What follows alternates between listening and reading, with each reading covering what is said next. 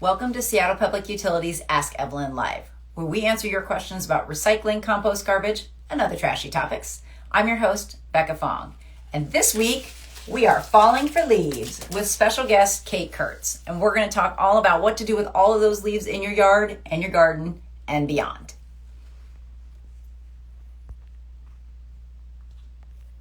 All right, well, Kate and Pat are logging on to join us. We want to thank you guys. It is definitely fall here, which is fantastic. We've got a ton of leaves that are falling, and we hear from you folks every year because, it's been a year. So we have a lot of different stuff to talk about on this topic.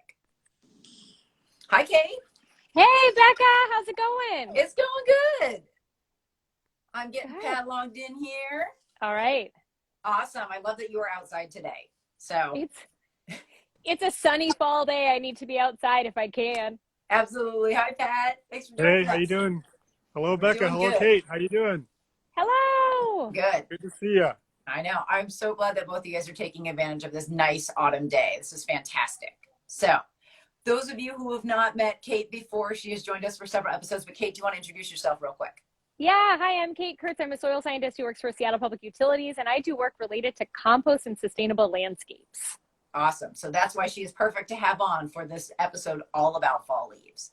All right, Pat, we've got a really great question today. Do you want to kick us off? You bet. Let's get it going here. Okay, question into the Ask Evelyn inbox. Hi, Evelyn. I have a ton of leaves on my street and in my yard. I remember the SPU offers free yard waste pickup in the fall. What are the details of how that works? Also, is there a way I can use some of these leaves in my yard because there are a lot of them? And that comes from Carlene. So quick answer to Carlene. Kate? All right. Kate, what do you got? Okay, I love this question. So first of all, yes, let's keep them out of the street. When they're in the street, they clog our storm drains, which causes flooding. So please rake them out of the street. And then you have a few options for what you can do with them. You can use them to mulch your garden beds.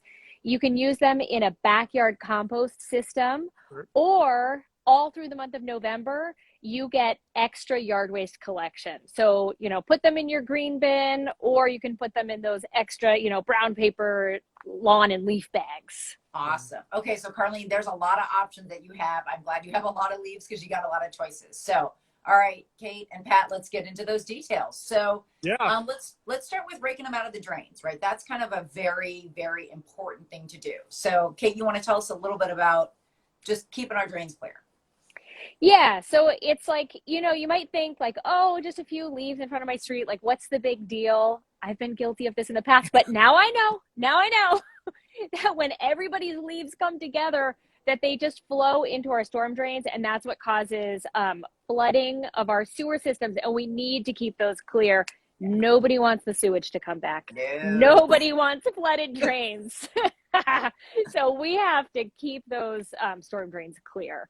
And what's really exciting too is that Seattle Public Utilities has now just launched a new Adopt a Drain program. Cool. So if you feel, really significantly about this, like I do, then you can volunteer to adopt a drain and help keep our water quality at its best.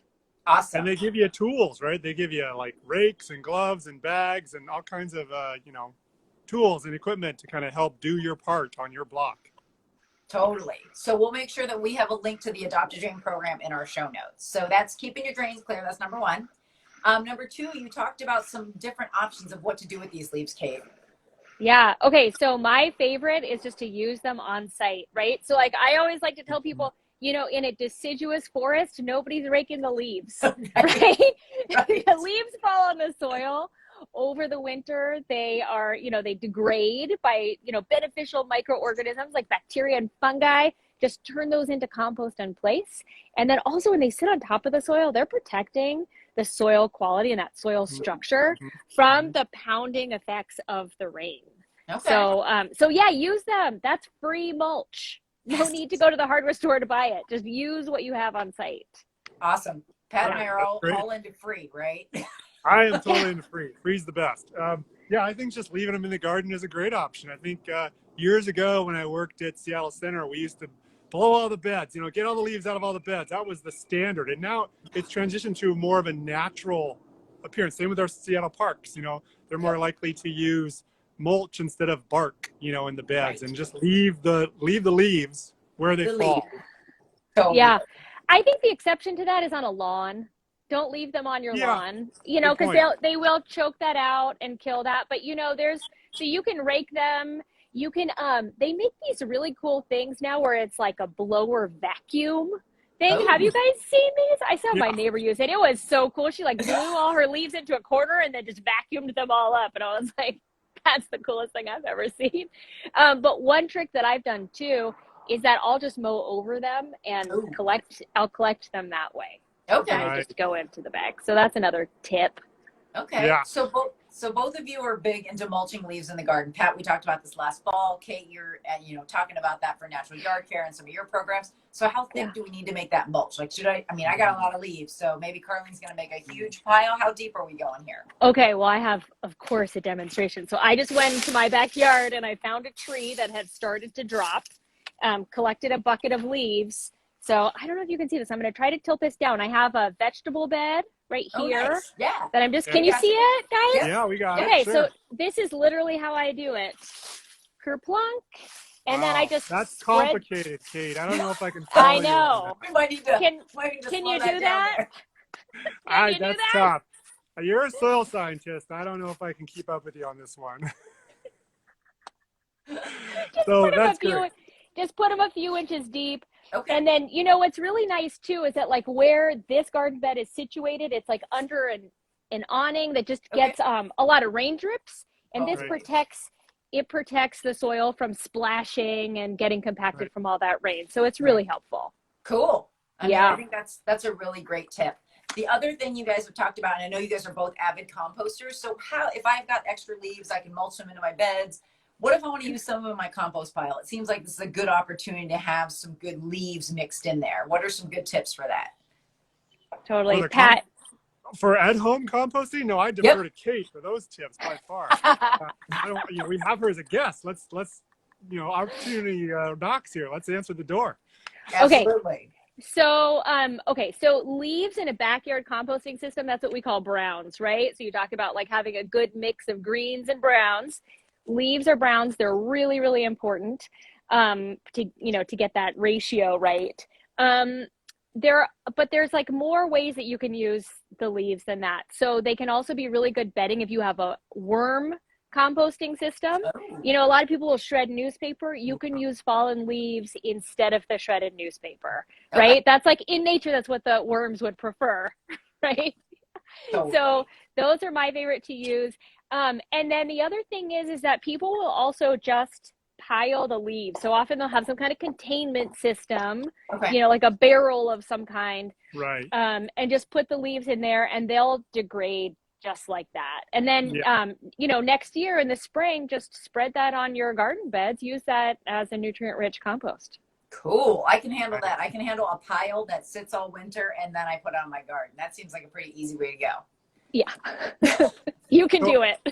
I'm more of these days. I'm more of if I have excess, it's going out to the curb, right? Okay.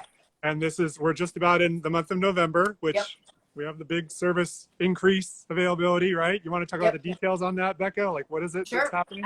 Absolutely. So as a partnership to support kind of people clearing their drains and picking up all of those leaves, we have a really great thing for all of you out there. For all of you who have food and yard waste service, you are allowed to put out up to 10. That's right, folks. 10 Amazing. extra bags per week. 10 per week throughout the month of November. So if that's 4 weeks, you're talking about 40 bags potentially of extra yard waste. So the main thing about putting that stuff out is that you want to make sure that you put it either in a craft paper bag because it's easier for the driver to pick up. Pat's got a really good visual there. So those are what we call the craft paper bags that allows the driver to just pick those suckers up and put them right into the truck, and those will break down. Just really great. Or you can use a durable. Yeah, Absolutely. This is also an extra. It's when you have extras, you can either use the gather it in the bag and set the bag out, or you can use a reusable tub as well as an option. They both count as one. Absolutely. So again, up to 10, because we really want to encourage you guys to keep those storm drains clear. And it's a really great service that Seattle Public Utilities is happy to offer every year for the month of November. So take advantage. All right, folks. So 4 things. Carly, you've got 4 really good options. You can set them out as extras at the curb. You can also mulch your garden beds. You can also making sure that you rake your leaves out of the drains to keep things clear. Right. And then 4, you can make a compost pile. Just pile them all up and let nature do its work. And then in the spring, you've got some nutrient-rich compost to put right back on your garden, which is awesome. So, and again, we'll have links to all of that stuff in our show notes so you guys can find it really quickly. And don't forget to first make a big pile of leaves and have the kids jump into it. Or the dogs. Sometimes dogs love to chase the tennis ball right into the pile too. So have some fun with your leaves first. Absolutely. Absolutely. Tons of fun to be had with your leaves. Totally. I wanted to remind you guys, we have 2 really great events coming up. This weekend, we have one coming up in Lake City, which is our collection and reuse event. So this is where you can bring your electronics, your styrofoam, paper for shredding, light bulbs, batteries. We will take all of that stuff back from you for free. So it's going to be at the Lamb of God Church on 27th Avenue Northeast. And that's going to be this Saturday, the 16th from 9 to 1. And we have another one coming up in the Central District at St. Joseph's Parish on October 30th. Again, we'll put a link to that in our show notes for the Beyond the Cart events. And with that, Kate, is there anything that you wanted to remind folks about for natural yard care to keep kind of at top of mind for the fall? I just think it's really important to mulch our soils before the rains come. That just helps. It helps the soil to infiltrate, to absorb that rainfall better, which keeps it out of our streets and drains, which just improves our water quality. Awesome. All right. Yeah. Hey, and the more organic stuff you can work into your soil, the better it's going to be at retaining the moisture into the spring and summer, where we might see another dry summer next year. Who knows? So you got it, Pat. Build up the organics in those beds so you don't have to water them as much. Yeah. And just frankly, just make your plants happier. Yeah. Yes. Happy Yeah. and healthy. More beautiful. Yeah. Totally. And you're keeping all that stuff on site. It means you don't have to bag it. You don't have to transport it. It's all right there. So yeah, we have a great service. We have great curbside services, but we don't have to send all of our stuff off to an industrial commercial composting facility. It's great that we have those partners and we love them. But for the things you can compost in your own backyard, what the heck? It's a great resource to keep on hand. Absolutely. Definitely. Yeah. Well, Kate, thank you so much for joining us. We love having you on. It's always fun. We learn so much. Thanks, Kate. You're welcome. I love being with you guys. All right, guys. Well, that's another episode, and we will see you guys next week, 1:30 Wednesdays, and we'll have all links to everything that we talked about today in our show notes. And keep those questions coming, because this show runs on your questions, and we love to hear from you. So you can send them to us on Facebook, Twitter, Instagram, or you can send us an email at askevelyn@seattle.gov. And with that, I'm Becca Fong, and remember, life's simpler with less stuff. I'm Pat Kaufman. Remember to recycle right. We'll see you next time. All right. Bye, guys. Bye. See you, Kate.